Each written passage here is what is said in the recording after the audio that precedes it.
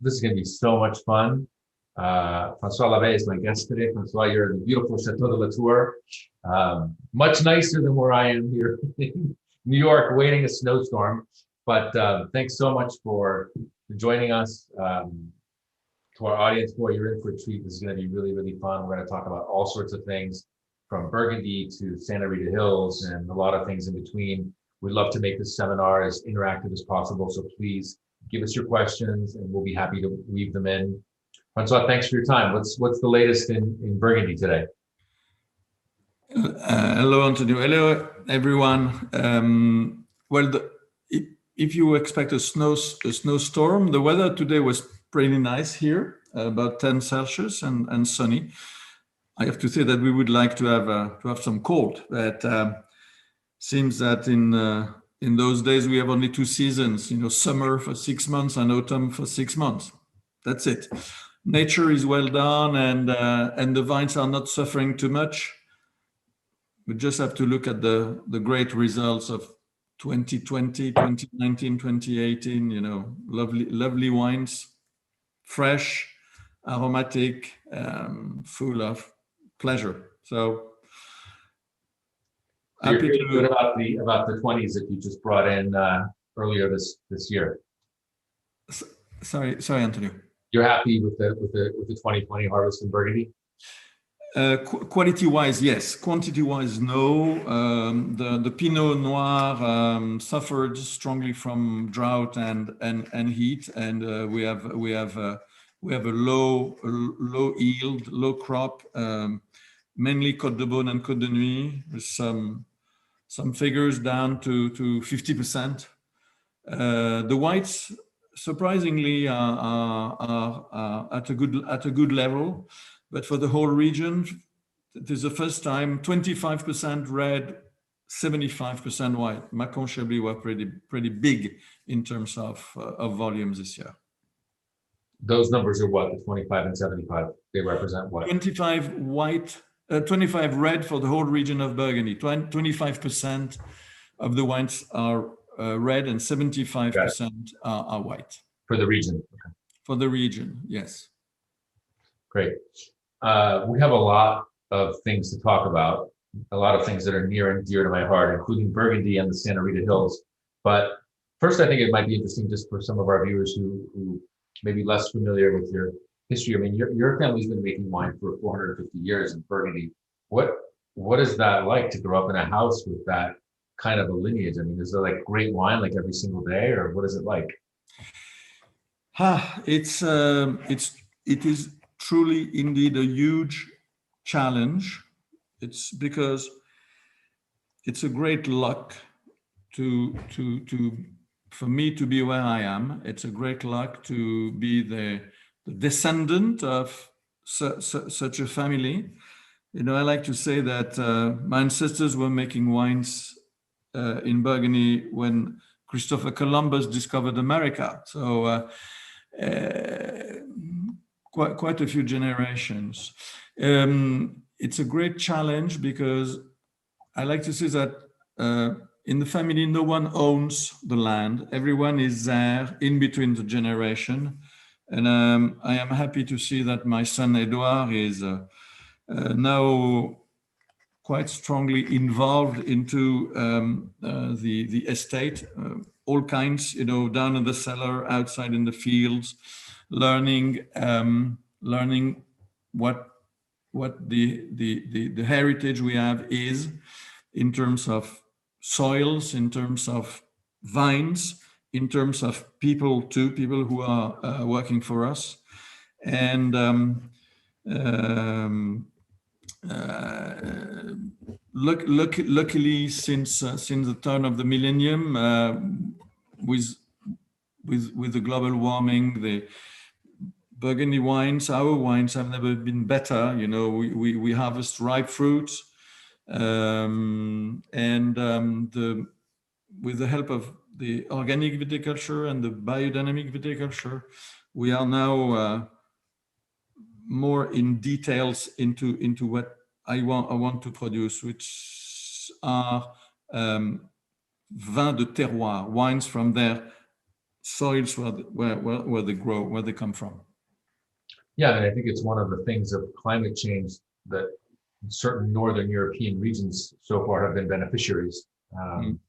Up to a point, obviously, everything is always in motion and changing, but up until certainly climate change makes it easier to have this organic and biodynamic approach. You couldn't have farmed like that in the 80s. You'd have no harvest in many years.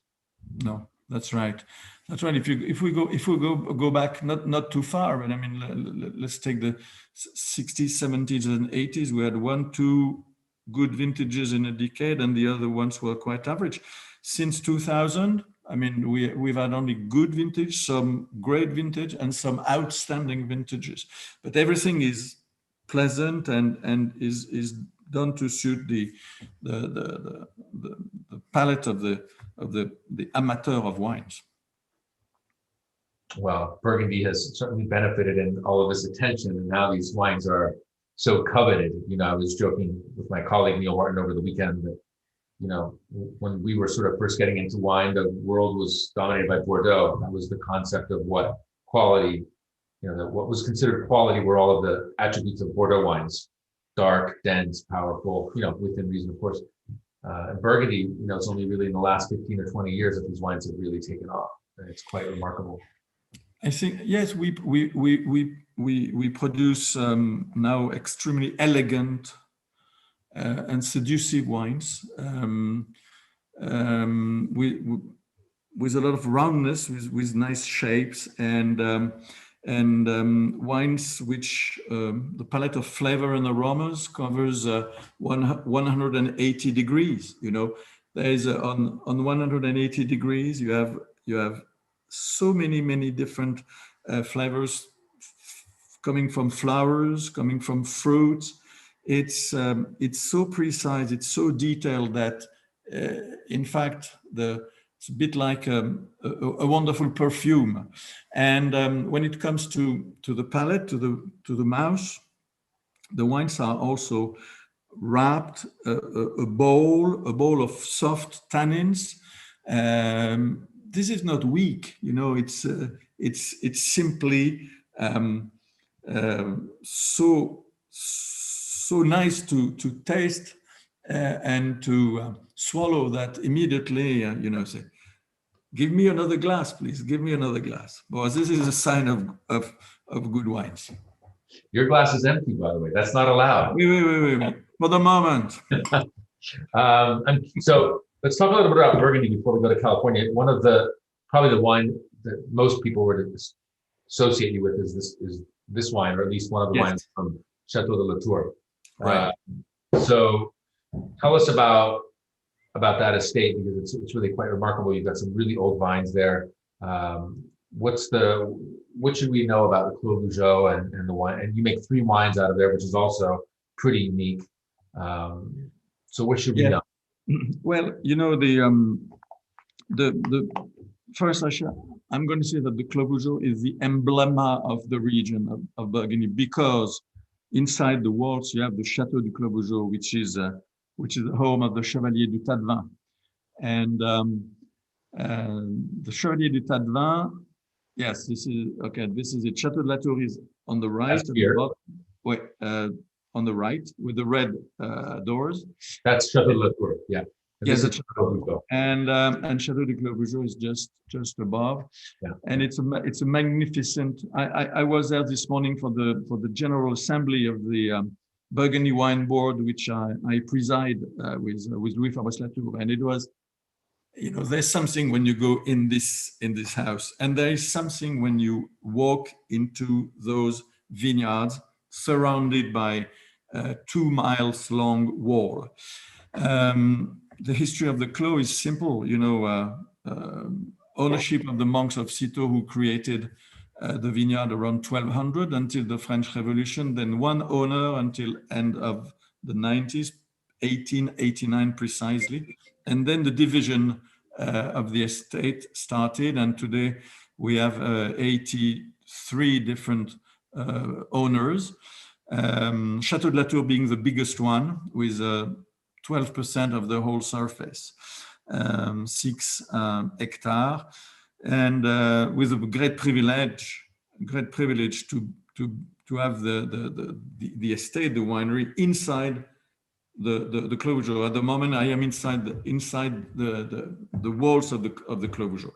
So it's a unique location. Not many wineries in Burgundy have the vines at the foot of the house, especially Grand Cru. The Clos Vougeot is extremely interesting because when you see the location, geographically speaking, the Clos Vougeot is trapped between three Grand Cru, trapped between Le Musigny, les Grands Échezeaux, and les Échezeaux. And I like to say that for the better wines of the Clos, they have a little of the Musigny, they have a little of the Grand Échezeaux, and they have the little of the Échezeaux, the finesse of the Échezeaux, the strength and the power of the Grand Échezeaux, and the supreme elegance of the Musigny. The Clos Vougeot used to be a cold in terms of temperature, a cold climat, a cold terroir before the millennium. And since then, since it has warmed up, we arrived to something which is so dense, so impressive, so well structured. The ripeness of the fruit makes that the wines are, just so drinkable, so pleasant, young, that we don't even want to put them aside for a long aging. But they have the potential of the long aging, of course. When you work with vines that are over 100 years, you only bow when you arrive to them. They have 2 or 3 bunches, so a huge concentration, a huge finesse, and the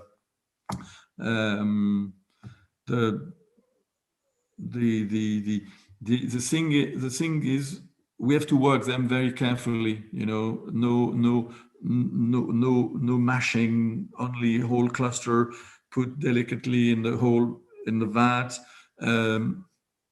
No yeast, no enzymes, no sulfur, only tasting and only reflection on what we are going to do, slight punching, pumping over, etc. Gentle. We work all our vineyards like this, all our grapes like this. Yeah, so I want to show this image, which I took while you were talking. So if anybody thinks I was looking at my phone, on Instagram or something, which is possible, which sometimes is a bad habit, but no, it's not. While you were talking, I thought, we don't have this photo. We didn't have this photo. I thought this is really what you're talking about. So this is from Sylvain Pithiot's app, Climat Vignet, which is phenomenal. But here's the Clos Vougeot right here. And what you're talking about is Grand Échezeaux, and Musigny up here. Right. So, I mean, this is for me, every time I go to Burgundy, I always drive in those little back roads because it's so spectacular. You can just feel the history, maybe I'm just a romantic sap, I don't know, but you really feel like there's something just really special about being in these places. And so I wanted to show this is what you're talking about. So you can see how big it is, right? Look at how big the Clos Vougeot is next. The Clos Vougeot is 50 hectares, but it's not, what is 50 hectares when you know that Mouton or Lafite are 100 hectares, 2 times bigger, Yeah. And also when you know that Corton is much more, and all the Grand Cru of Gevrey-Chambertin are much bigger than the Clos Vougeot. Now the difficulty with the Clos Vougeot is that there are too many wines, if I can say. I should not say that, but when I can produce 100 barrels myself, somebody will produce 1 barrel only. So this is the difficulty. We produce a wine that bears the same name, but which is in fact is not exactly the same. Yes. So let's look at, because you make 3 wines from the Clos. And yes. I want to put up your holdings here because I think it's really interesting to see. Okay. Starting with this one, which is the bigger one. I'll show this in a second. But here, interesting to drink Clos Vougeot in the Clos Vougeot. Yes. I haven't been there since last year, but I'm just hoping that I don't make anyone jealous. But makes a lot of people jealous, I'm afraid. Antonio, before you start, let me tell you that all of you, that this year we missed you. We really missed you. No one came to see us, and we are so sad that I promise that as soon as everyone can fly over to France, come to Burgundy, I mean, we would be so happy to see you that there will be a special treat. I can assure you, more than ever. We have always opened our doors, but this time they will be fully open. We miss you. We miss also come and see you where you are, but we miss you here in Burgundy. Burgundy is your home, and if we make wine, it's for you. You know, it's for your pleasure. Well, I think it's fair to say that everybody watching this misses being in Burgundy too. It's obviously been quite a unique year, and let's hope, knocking some wood, that we'll get this behind us at some point and get back to our lives at some point next year. But you'll have no shortage of visitors, I'm sure. So here's an aerial view of the Clos Vougeot, and just to orient everybody, here's Chateau de la Tour here. Here's Chateau de Clos Vougeot up here. And these are your holdings in the bold white lines, right? Except for this little chunk here, which belongs to Ken Griveau, but you have these little slivers. So how do you think about those three parcels? Are they, what changes? Is it more about the soils? Is it about the exposure? Is it about the plant material? There is, when the monks did put this limit, they didn't put it by chance. Everywhere it follows soil accident. There's soils differences everywhere.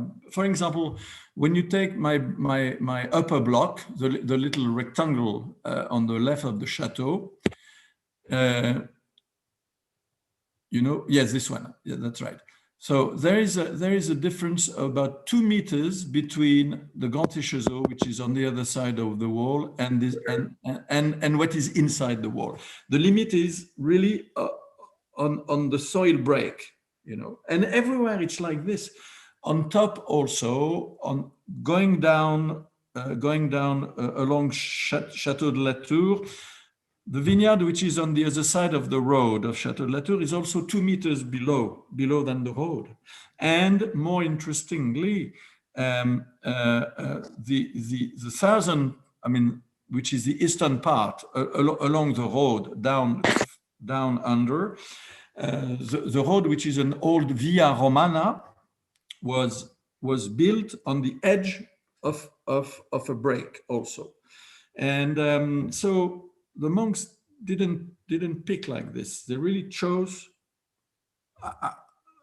How did they arrive to find the best vineyards in the whole region? Because not only Citeaux, but you have le chapitre de Bèze for the Clos de Bèze. You have le chapitre de Saint-Denis for the Clos Saint-Denis. Okay. How did those church people how did they find the best spot? It's still a mystery, but they found the best spot. And there is a typicity of Clos Vougeot. Of course, everyone produces his own wine, but there is a typicity of Clos Vougeot. The typicity, the most interesting sign is the freshness of the wine, the minty side of the Clos, of the wines of the Clos. And so tell us exactly what goes into the three different wines, because you have three wines. Okay, I shall start by the Cuvée Classique that has this label that everybody knows, because this label is over 100 years old, more than that, 120 years old. The Cuvée Classique is made from grapes from the whole blocks.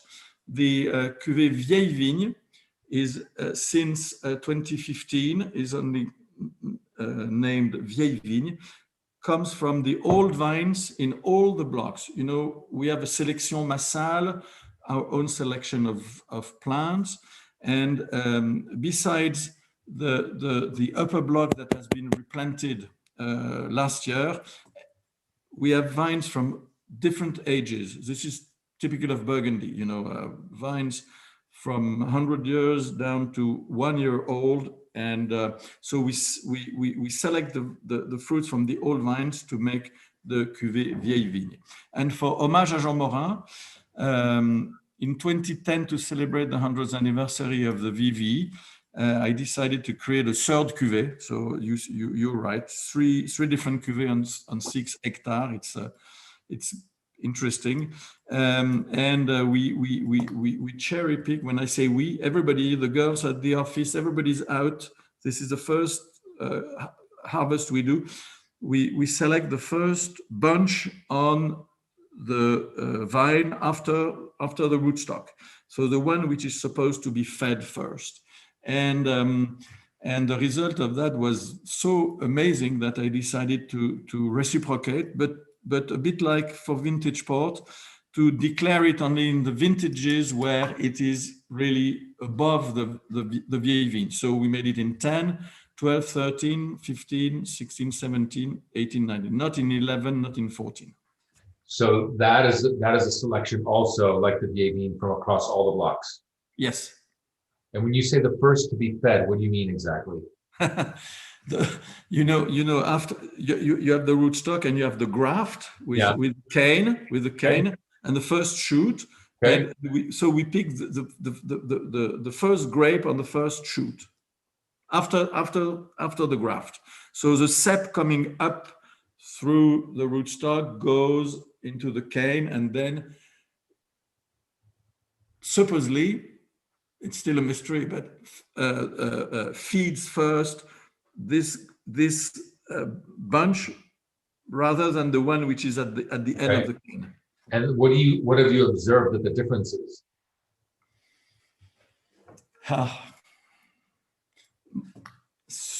More subtlety. I mean, so the perfect wine. No, it's true.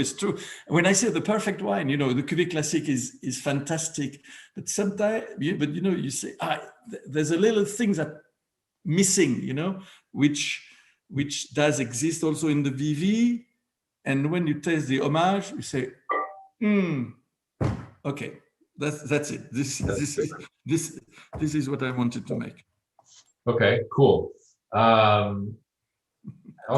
You also have obviously vineyards throughout Burgundy while we're still in France. One of the wines is the Bon Coucheret. Absolutely, yes.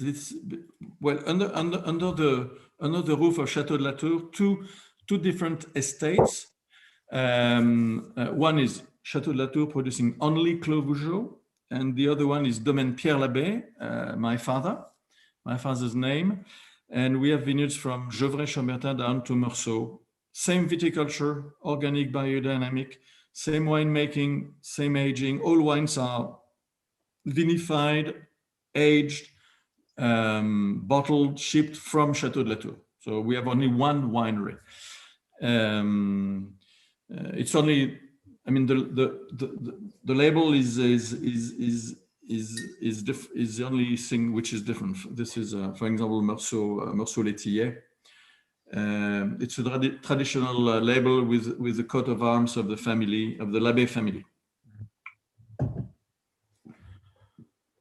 Meursault Laitier. Meursault Laitier, ouais. Very nice lieu-dit. Ouais, lieu-dit, very nice lieu-dit, yes. Pretty nice block, 1.2 hectares. From Meursault, it's interesting. And altogether, the Domaine Pierre Labet is 10 hectares. So 10 plus 6, we manage 16 hectares. Because you make quite a few wines under Domaine Pierre Labet. Yes, the Domaine Pierre Labet is a Burgundy estate by definition, which means that we produce Bourgogne Rouge, Bourgogne Blanc, different Beaune, red and white, Beaune Premier Cru, Meursault Laitier, Savigny Premier Cru, Gevrey-Chambertin. Yes, we have quite a few wines. Then Tell us about this wine, Il de Beauté, because this is one of your wines I've never tasted before. This is a result of a strong friendship and partnership in Corsica. Corsica called Ile de Beauté, Island of Beauty. For those of you who don't know Corsica, just go. It's magnificent. The mountain fall into the sea. It's just gorgeous. Corsica is producing some amazing wines. It's not just on the other side of Tuscany, you know, and with local grapes. I was not interested in producing wines besides Chardonnay and Pinot Noir, and I had the opportunity to grow Pinot Noir. We have a 25 hectare in partnership with a Corsican friend over there. My goal was not to, just like in California, not to make a Burgundy wine in Corsica, but was to produce a fresh wine. I had in mind the New Zealand Pinot Noir, you know, 11.5, 12% alcohol, the good bottle for a good lunch with a barbecue, with a hamburger. And this is what we have arrived to produce. We now produce about 180,000 bottles a year that are sold all around the world. I have to say, even in Australia, even in New Zealand, with a screw top. With a screw top, and it's fun. It's a fun wine.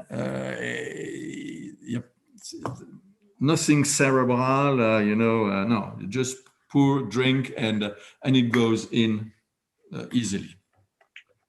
Yeah. So does this wine have whole clusters? Because it's very airy, or is that just no? It's not whole cluster. All my domain, Burgundy domain reds are vinified whole cluster. No, this one is vinified just to be easily drinkable, you know, and quickly drinkable. You know, it's produced in Corsica, then comes to Burgundy, is bottled in Burgundy on request. We have customers who want screw top. We have customers who want corks. You know, depend on the markets. Got it. Okay. Well, it's showing really beautiful.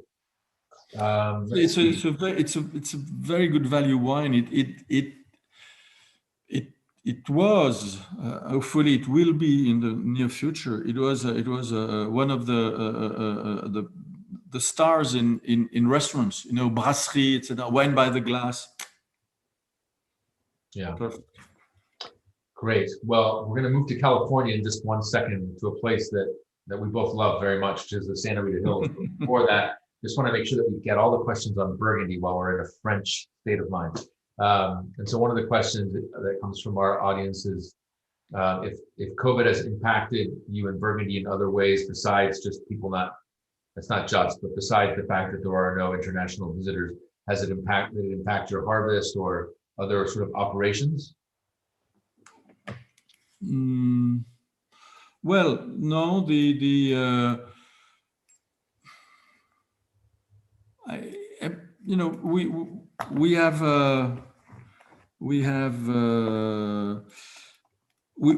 take things as they come. I just said before that now we have 2 seasons only.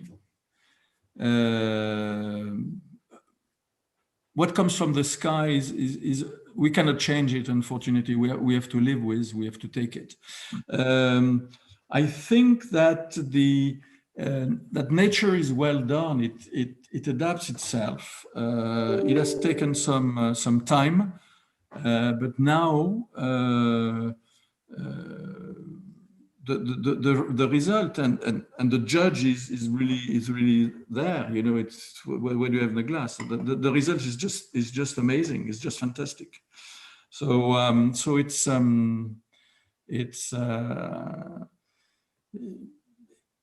better to have good vintages every year than two in a decade. You know, we could not live with that. No, it's yeah, for sure. You got to take it as it comes. I mean, a lot of times people ask me that. That's what they'll ask me. Why don't I make wine? And I say, well, you only get one chance a year to make a wine. I don't like those odds. So it's always to be quite amazing that all of you guys put them working very much. The Mother Nature is the boss. Not much. Definitely, Mother Nature is the boss. Definitely, you're gonna have a snowstorm in New York today or tomorrow, and probably in 3 days it's gonna be 50 degrees outside. Yeah. And what can you do? Blame who can you blame? Because now we have to blame someone for the change in the weather. I don't know. I don't know what to say for that.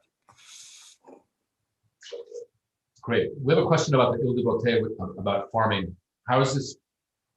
How is the fruit for this wine farmed, and how's the wine made? What's the vinification like for this wine? You mean for the Corsica? Yeah. Well, it's a traditional viticulture. The interesting thing about being south in an island is that we have much less problems with mildew or oidium than in our dear region here. But it's a traditional viticulture, and the winemaking is égrappage, so destemming. Burgundian winemaking, but destem. Is it organic? When you said traditional farming, but that can mean a lot of things. Whatever. There is no certification. There's no organic certification, nor biodynamic certification. And the wine is vinified. Is it sort of a Burgundian style vinification with ambient, primary, and malolactic, or is it kind of a very different? It's vinified. It's vinified in stainless steel. Right. So destem vinified. There is no punching. It's pumping over. Of course, malolactic completed. Yes. And then the vinified, but is it aged also in steel, or is it aged then in wood? There is a little, a small piece of it in barrels. Okay, so it's mostly a wine in tank. Mostly a wine. Yeah. But the idea is to keep the freshness and the fruit. Not too much wood. No, I mean it is very airy, very perfuming. And what about sulfur in this wine? We are free sulfide. We are around 25 ppm and total 80 ppm per liter.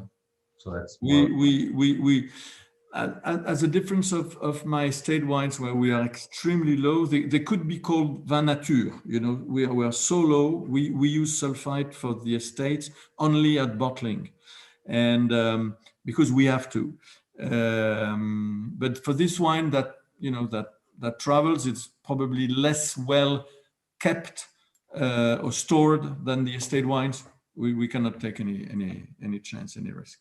Yeah, because you're making a wine that is supposed to end up at a bistro, and you're making a wine for a bistro, which they're not going to cellar a wine like this, and you have to just have a wine that can resist kind of those sorts of conditions. It's not a collectible wine like the Clos Vougeot that people are going to put in their cellar. So you have to obviously be prudent about how that wine arrives. It's logical. That's right. All right. So California, I'm curious. I tasted these wines. I tasted them a bunch of times actually. From Sanford and Benedict. This is your latest project. What? Domaine Francois. No, Domaine Francois. Yeah. Well, for me, the Santa Barbara County is one of the great wine regions in the entire world, with Bordeaux, Burgundy, and Piedmont, everywhere else. But what is it that attracted you to here? You could have made a wine in California in a lot of different regions, or in the United States in different regions.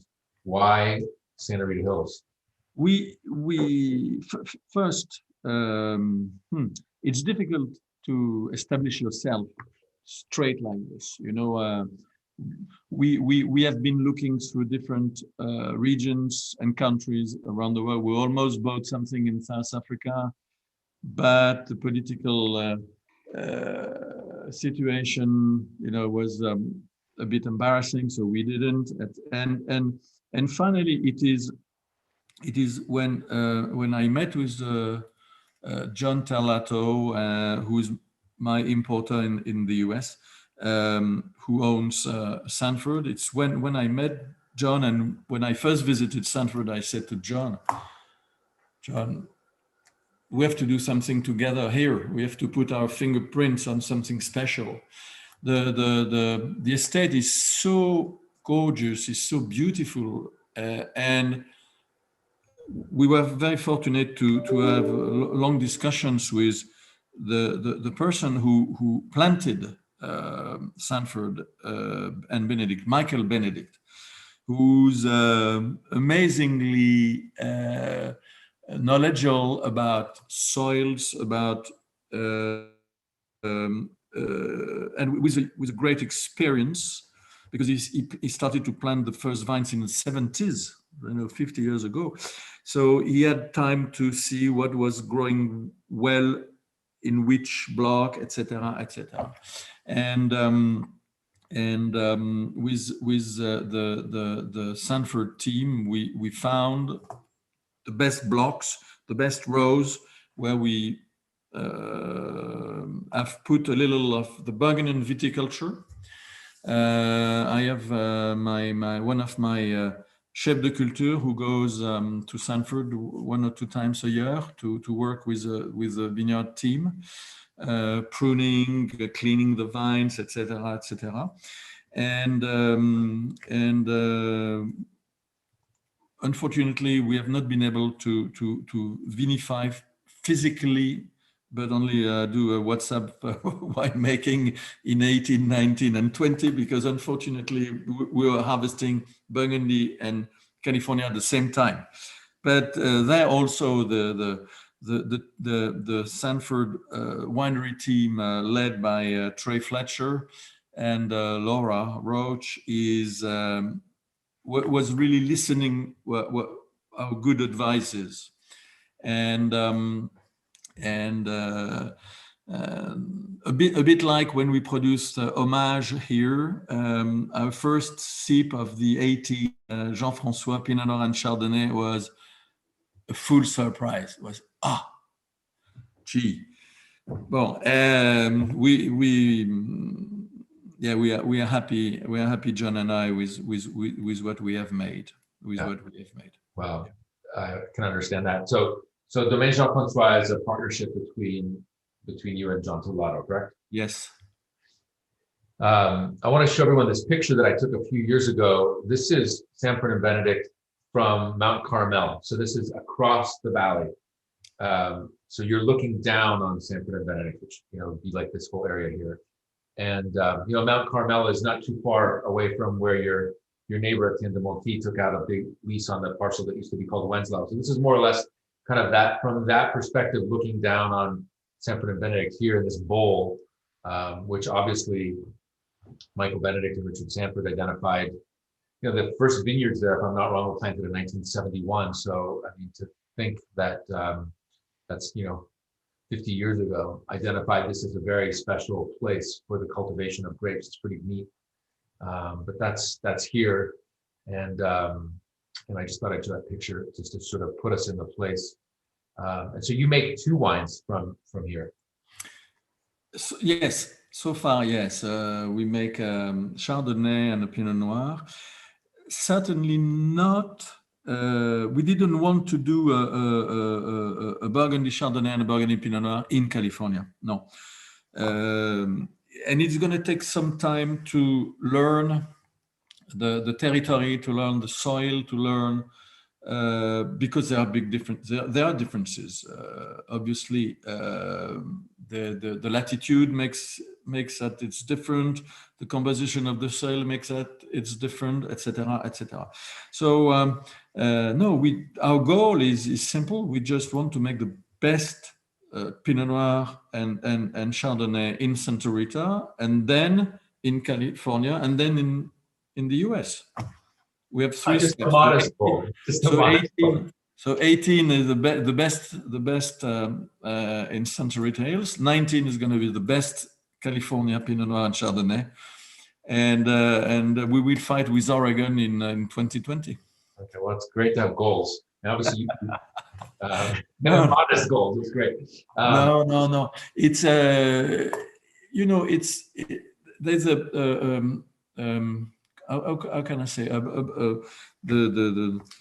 Burgundian, we bring the Burgundian experience of viticulture and winemaking to a region that knows everything. I mean, the people working there, they are just perfect. But we combine Burgundy and California together. Yeah, you mentioned your winemaker, Trey Fletcher. I met him when he was making the wines for the Miller family, Vienna and Solomon Hills estates. Before that, he had worked with Pet Lemon at Literai. So I mean, that's pretty great pedigree and for this country. Yes, and yes.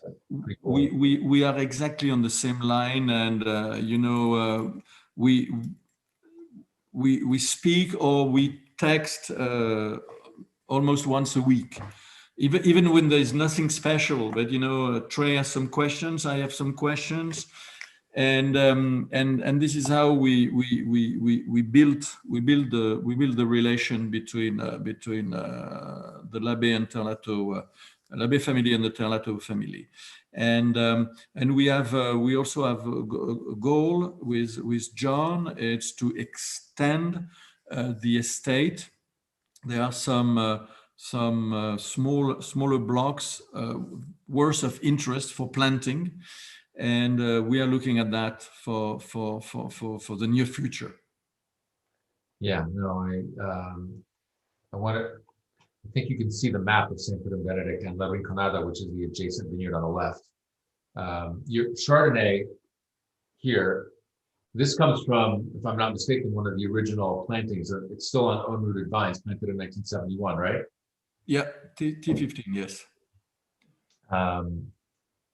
That is probably some of the most coveted fruit in the United States. There's a lot of people who make wines out of those historic blocks in Sanford and Benedict. What was it about when you tasted through or saw the fruit in the different blocks? What is it about this block, aside from the obvious, that really attracted you? Because and I'm asking that not because it's a stupid question, because I don't think, but because in the Pinot Noir realm, you chose a much more modern, much newer planting with Dijon clones, so very different kind of style. But what is it about how did you decide which blocks to use? We tasted almost all the blocks separately.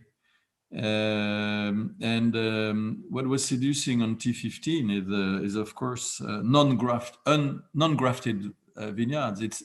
For a wine grower, it's a dream, because as you all know, all what is planted around the world, besides some tiny spots, is grafted. Vitis vinifera does not exist anymore, and Vitis vinifera, I'm sure Antonio agrees with me, was producing, the pre 1900 wines, wines for which everyone dreams about, the vin direct, straight from the root to the fruit, without this awful graft. Well, we have to do with that. But so T15 is the vegetal material is fantastic. Yes, is at the front of the range here. Well, it's fantastic. Yeah. And we chose T6 for the Pinot Noir because it was organically conducted. And I mean, this map is nice, but it's flat. And in fact, we don't see the slope, we don't see the reading. But T6 is going down like this. And the soil itself, when you touch it, when you have it in your hands, is just brilliant.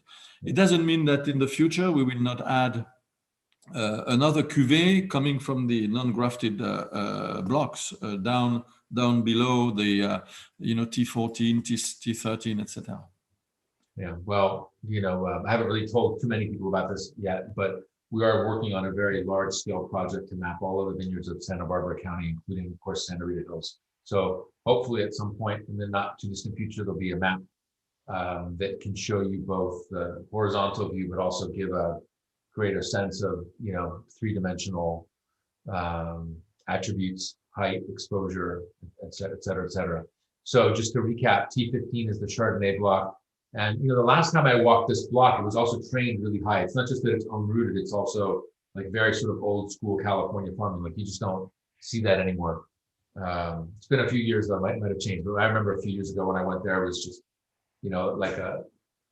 you felt like you were really going back in history, like 40 or 50 years. You could just imagine, But when I have asked Michael Benedict, why did you plant like this? His answer was very right. He said, because tractors were that wide. Yeah, of course. Practical. There was no other reason. Otherwise, he would have planted narrow rows like we have in Burgundy, and he's very, very much in favor of this new plantation on narrow rows. Especially the good thing that there is in California that we don't have here is the possibility of watering vineyards, and you water the vineyards not to produce more, but you can really conduct the ripeness of your fruits in using a little water here, a little water there. So that's a big plus. Yeah, and in some of these historic vineyards, what people have done is they've gone and they've interplanted, right? You've got the wide spacing of the original, and they're so wide that you can actually plant an entire row in the middle. Quite amazing to see that. And then let's talk about the Pinot Noir. That's here from this block down here, T6. Yeah. What's the winemaking in Santa Rita Hills? I mean, did you come to the region and when you started to think about this region, did you taste a lot of Santa Rita Hills wines to try to get into the framework of like what the region what you might say the wines are that come naturally out of there? Or were you really thinking you wanted to export a lot of Burgundian knowledge and apply it to a new vineyard in a new part of the world? Well, with 18, we have it's really a Burgundian winemaking. We have tried to use quite a lot of whole cluster. No sulfur, no yeast, etc. The good thing about organic viticulture is that indigenous yeast are there, and there's no need to inoculate. There's no need to use anything to help the fermentation to start. So we had established a straight protocol. Laura Roach, I was talking about earlier, was an intern in Burgundy a few years ago in Pommard, in a domain that was practicing only whole cluster fermentation. So she knew well about that method, of course it came little by little because Trey was not in at that time. There was another resident manager who really was surprised by what was produced in this Pinot Noir vat, so different from what he was producing on his other vats. But we kept going on. We had sent custom-made barrels by our cooper here, Stéphane Chassin. We did that also for the white with Minier, little cooper near Beaune. We have tried to bring have a Burgundian approach for the winemaking. Punching in the vat, just like we do here, which is very, very unusual in California. But it did work well, and the surprise came a couple of months after, 4 or 5 months after the winemaking. Big surprise. Yeah, no, they're very delicate wines. I think Sanford and Benedict, it's an interesting ranch because you see all sorts of different kinds of wines. I think it's a very, we don't have too many vineyards like this in the United States, you know, where there's, in addition to an estate producer, you also have a lot of fruit being sold to other people who make wines in all sorts of different styles, you know. I mean, Sanford and Benedict, you can either find them either vineyard designated or parts of, or components of wines of many people, but probably the most famous ones are Au Bon Climat. And, you know, more recently, it's, you know, been people like Justin Willett, Tyler. But it's really interesting to taste all of those different wines because you get all of these different facets. It's like looking at a diamond, you look at it this way. And it's just, we, you know, in the United States, we don't, as I said, we don't have many examples of vineyards like that. So it's a pretty unique learning opportunity, I think, to taste these. Yeah, so I'm curious, you know, throughout this chat, you mentioned a few times in Burgundy and in the United States, your thoughts on sort of sustainable farming. So what do you, and you picked these blocks at Sanford and Benedict based on them both being farmed organically. So is that just a philosophical view? Is it, you know, so how did you come to develop these concepts about how you want to farm your vineyards? Well, it's common sense is what brought us to a cleaner viticulture. You know, common sense. Why am I still using herbicide as when I can get rid of grass, aerate my soils, etc. with a plow? How can I use an insecticide as with a pheromone diffuser? I can, you know, confuse the reproduction of the butterflies, etc., etc. And in fact, what is interesting about California is that, and you know California a million times better than I do, but from what I heard from friends, if 30 years ago the only interesting word was the varietal term, you know, Cabernet, Merlot, whatever, today it is where the wine is produced. So everyone is now finding that the terroir exists even in California, and everyone wants to have his own specific terroir. And when it comes to Sanford and Benedict, it is a specific terroir. This is why Michael Benedict chose the place, you know, so different from the others. He had the choice, nothing was planted. It was a choice in the whole Santa Rita Hills region, and he chose this one. So when you have the chance to a bit like here, when you have the chance to work magnificent terroir, magnificent soils, magnificent blocks, why using products that can damage the fruit? Because what you put in the vineyard, herbicide, insecticide, pesticide, whatever, goes straight in the soil. Today, with no herbicide, no insecticides for years, decades, I think that we can say that what we produce, T6 or here, is really the definition of the soil in which the vines are planted.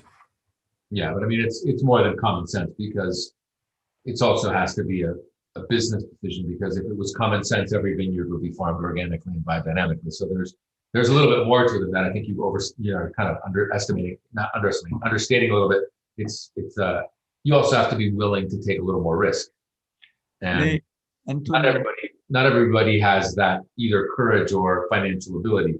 But it's not just common sense. But not everybody has common sense. So tout le monde actually, still, you know, some people are farming like their father or like their grandfather.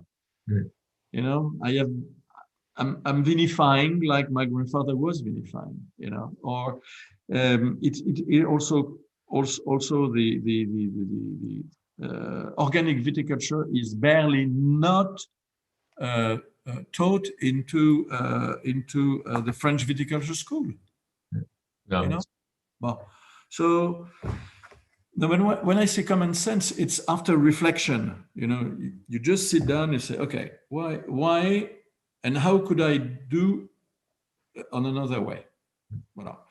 Say it's. I agree that it's more costly because you spend more time.